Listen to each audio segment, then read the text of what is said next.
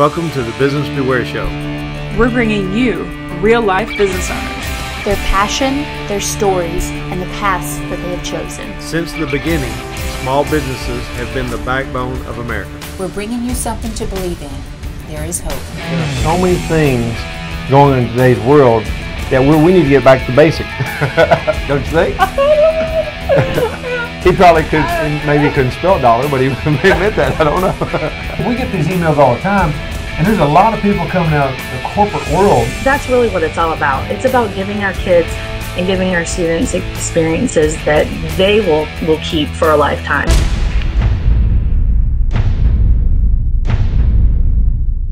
Today's show is brought to you by callsunshine.com and businessbeware.biz. Today on our show we have Stuck on Stupid with Robert and Ashley. Dear Robert questions and answers.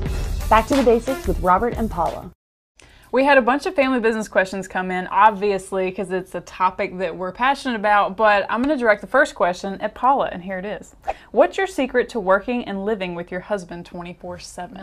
Good communication. You know, in a marriage, you've got to have good communication. And working together, you've got to have respectful communication, too. You do have to respect each other's opinions. I think it's important that whatever your job is, that you have separate responsibilities, so that you're not on top of each other doing the same things, making the same decisions, you know. But I think sometimes one may have an idea. Sometimes Robert has ideas, and maybe I don't agree with it completely from the start.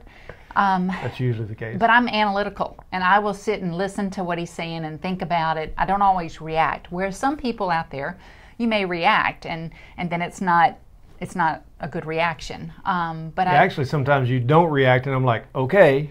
I have to think it through. And what do you think about this? And because if I don't like the idea, men don't like it if you don't like their ideas. No. They don't. No. And so it's better if you don't like it to maybe keep your mouth shut about it, think about it, come up with an alternative plan and maybe present that, and then maybe there's a compromise there. But then there are times where they have the better idea that's going to be best for the company. And you have once in a while. And you have to accept that. So you have to be able to give and take a little bit, but be respectful of each other. Yes. And definitely have separate office space. Don't share an office space. You need your own space. Don't if possible. I mean, you know, some people cannot, but if possible, yes, absolutely. I don't have an office. I just it's outside. That's a corner. Well, yeah, I have a truck. You know that. Yeah, that's true. Well, like somebody, okay, let's say that they're at home, like they run their business out of their home. Like, how do you really separate that home and? Well, it depends on the business too. If it's something like we have a service where he's out doing production and I'm keeping books, you know, then you're not on top of each other. But if it is like a web design company or something that's on the internet and you're both working, you know, in the same office at home all the time, I think it would be hard. Set up in different rooms. Yeah, you'd have to. Would be the best thing, I think. I mean, your corner and then because it's really hard for me to concentrate with her in the room, honestly. She's so pretty. There's just no word for that, right? But it definitely takes certain type of personalities to be able to live and work 24/7 together. So if you see that, you know, y'all don't have that personality to be able to do that, then maybe you don't need to be in business together because your marriage is more important. Or you could just than not business. be married and be in business together.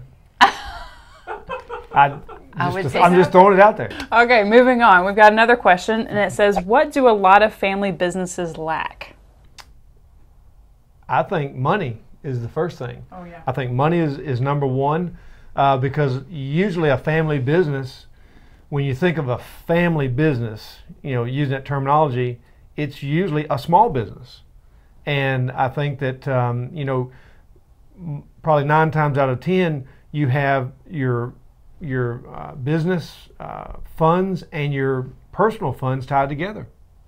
I mean, that's probably 99% of the time, but at least 90% of the time. Yeah, I think a lot of times, sometimes you take like personal money, your money out of your personal account when you pay, you know, just like we were talking to one of our brothers-in-law, actually, or my brother-in-law, they're talking about how they take so much out of their personal account, and then, you know, it affects in between both of them, actually. It's the hardest thing, you know. time element, but just like the last question, spending time together and then spending time together at the house and at the office and at work, and I mean that's all you talk about. And sometimes you have to separate that and say we're not going to talk about that tonight. Something that came to my mind is what was the question about what does a family business lack? Expertise. You may have one person in the family that wanted to start the business, just like Robert. I mean, he had expertise in an area, and then if you bring in the other family members, we may not have expertise in those areas, so we may not. But that's where you have to find out where people have different strengths and where you can utilize them in a business, because regardless of what type of business and your expertise, you still have to have knowledge of how to run a business. So well, if you can, I think every business has different areas, and and the easy ones that you're going to notice right off the start is going to be accounts payable, accounts receivable. You're going to have to order materials. You're going to have to go out and do the work. It doesn't matter if you're a florist or if you're a carpenter. It doesn't make any difference. If you're a web designer, like we were talking about, you're still going to have some fixed costs and fixed expenses. So find out who. Typically it's the female who does the best with finances. There's no doubt about it, because they are analytical and they take care of the money better. Just no doubt about it. But I mean, that doesn't mean it has to be that way. No, because I know many females that are not organized. Absolutely. And they are gifted in another area, and maybe they have a business, another type of business. I was getting that. Same, we know some of the same people. We know some of the few people. But that's typical. But and the husbands come in and help to organize them. Just don't expect for it to work that way. That's more the typical. But find what's best. And it may change if you need to change. Don't say, this is how it's going to be. We're not going to change. You've got to change whenever you need to, and once you find out what you think is the best for everybody. This portion of our show is brought to you by bitesizepr.com.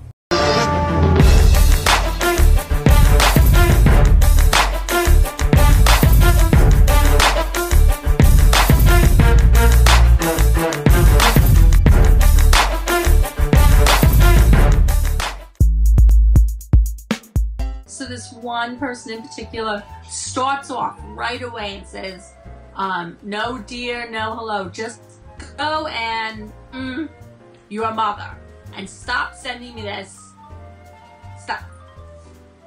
Not stuff, the other S word. So I was like, I am sick and tired of this, and they have to know that they're talking to a real person. So I wrote back nice, and I just wrote, I understand that you do not want to receive our emails anymore, so I have unsubscribed you to our mailing list. Thank you for this, the kind words about my mom, myself, and I'm ready to sign off. And I see another email from this person. Look, brother or sister, I'm so sorry. He realized that he got a real person. So he was like, I'm so sorry. Please have a nice day. So now I'm feeling all proud of myself. So I said, yes, you have a nice day too. Sure enough, I'm going to log off. I get another email from him. Thank you. I'm so sorry. I'm so sorry. So here, this person who was so nasty turned out to be very nice. But he just had to realize that he was writing to a real person. Well, let me just tell you, whenever I was recording that video with her, it was hysterical because she's worked for networks like Oxygen, all these different ones, and she said it's unreal. She literally all day has to talk about answer customer service emails. Sure. And so it was crazy, the fact that people don't realize that sometimes it's actually real people on the other end. Yeah, but I don't understand that. I mean, it's not a digitized voice or something like that. Mm-hmm. But folks, what we're talking about here is the distinct difference of corporate and mom and pop.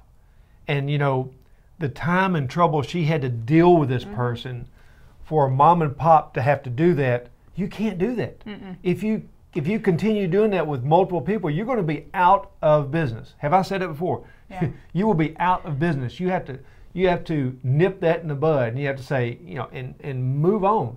And frankly, I don't care. Hang up in their face. I don't care what you do. Yeah. Well, I mean, she literally answered this email probably like 4 or 5 times. Yeah. I mean, and the time that it took up, you're totally right. Like, if you had to do that, it would. And, if you're in the corporate world, you've got to do what the people above you tell you. But if you're a mom and pop or a small business and you're an entrepreneur and you own your own business, you've got to do what's best for not only you, not only your pocketbook, but for your other customers.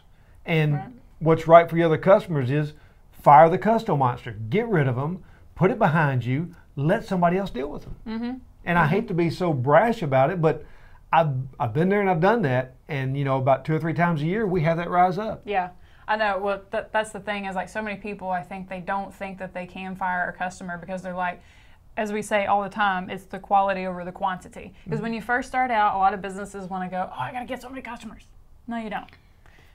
Well, you do, but you can't afford those customers. Right. Well, when you're first starting up, and I know what you're saying, but when you're first starting up, yes, you have to acquire customers or you're not going to be in business, no doubt about it. But you still have to be careful with the ones that you acquire, and you have to look and you have to almost look at each one of them and say, I don't know what I'll say, but is this customer's going to make me money? Right. I don't come into work every day and go, I'm going to lose money today. Yeah, no, it's true. I can't. That's true. I don't have that luxury. Yeah, exactly. And neither do you.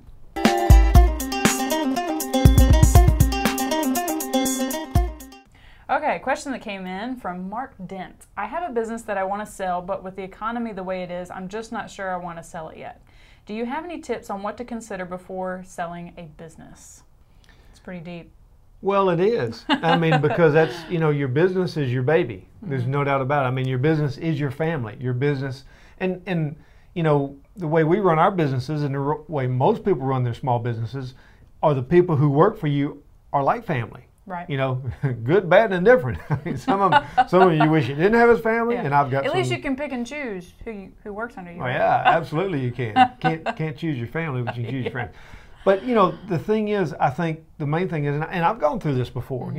Should we sell? Should we keep it? One, I think the biggest thing is you got to look at your age. Will you be able to start another business, and will you be able to provide for yourself? Or selling this business, will that provide for you for the rest of your life? If you sell this business and you get X amount of dollars, what if they, don't pay you? Mm-hmm. What happens if you take them to court? Then your business is run down. There's so many factors, and no doubt about it. And yes, it is a hard decision, Mark. There's no doubt about it. But the main thing that you have to look at is, where's your comfort level? Yeah. Where's your comfort level? Where's your comfort level with the person that's buying it? Because, if it's another family member, be careful. Because they just don't have to pay me every month and things like that. If it's someone who's just legitimately buying it, number one is have a contract. We talked about contracts before. Yeah. Between customers and yourself. But definitely, if you're going to sell the business, you got to have a contract. You got to stick to it. Yeah, absolutely. Well, I think you nailed it on the head with the comfort level, because I think sometimes when you play around with the idea, the comfort level, if it's not there and your gut's telling you something different, then maybe you shouldn't do it, too. And have I said before? Be careful. I can't stress enough. Yeah. Oh, absolutely. Okay, this one is from John S. at Cutler Contracting. I was able to save money by using the Beware letter, and any penny you can save with a small business is amazing. Business Beware has my vote every time. This portion of our show is brought to you by TargetSourceMedia.com.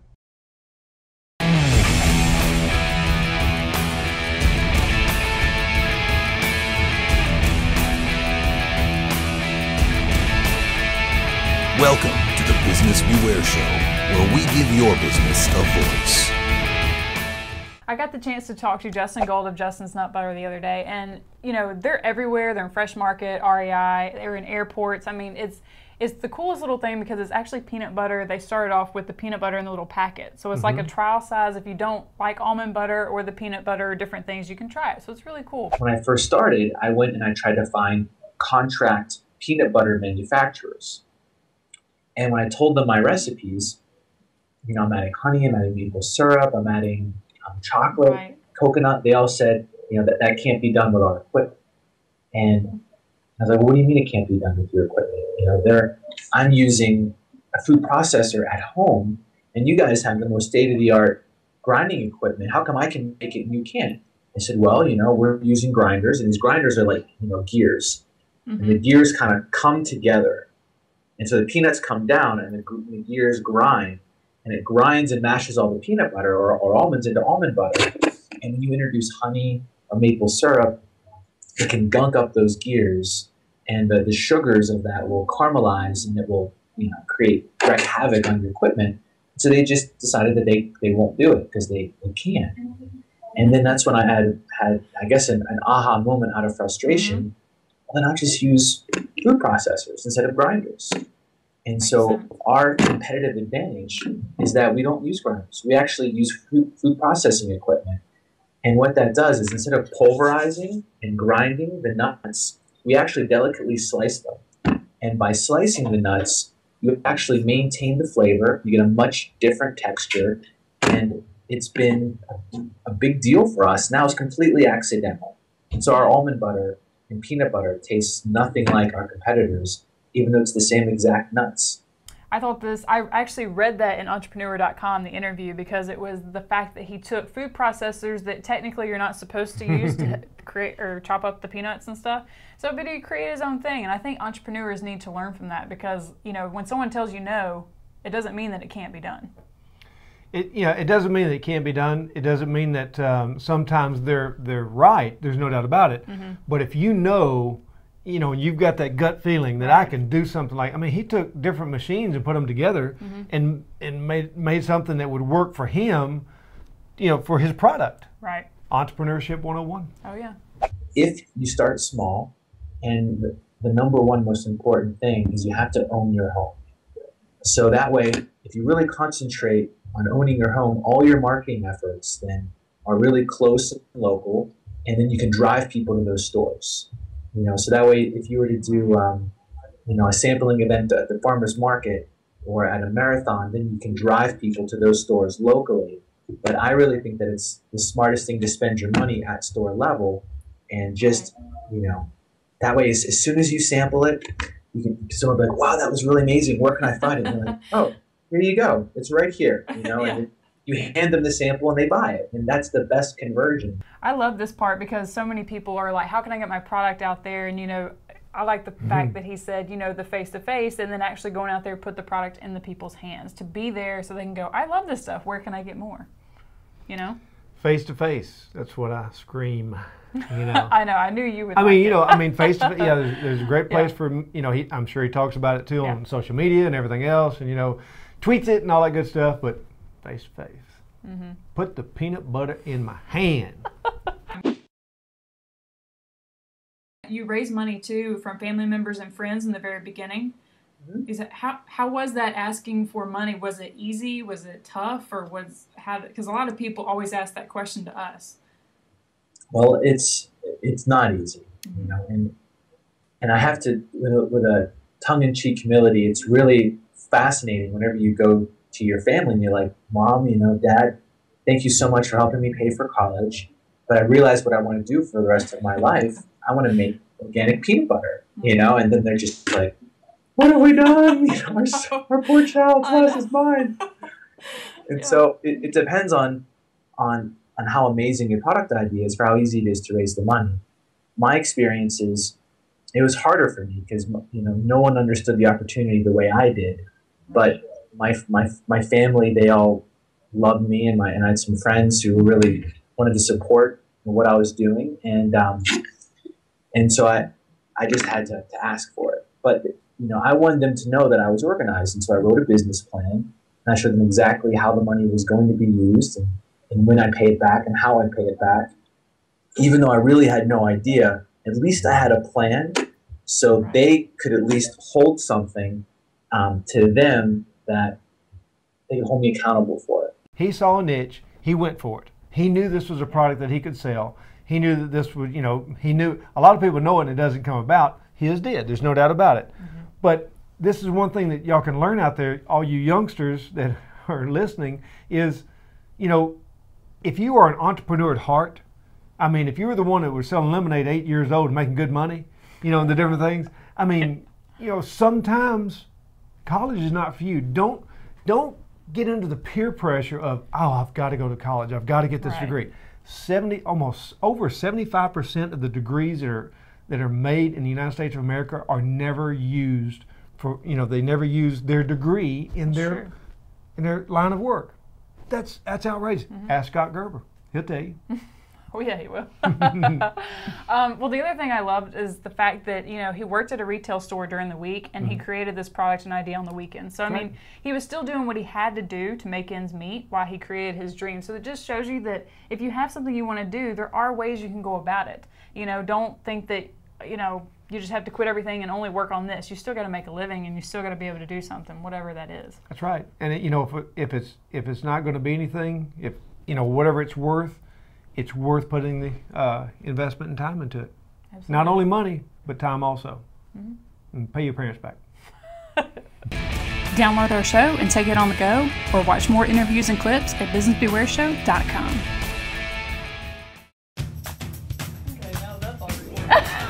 Oh, really? No. Stay alive, I will find you. 1992. What?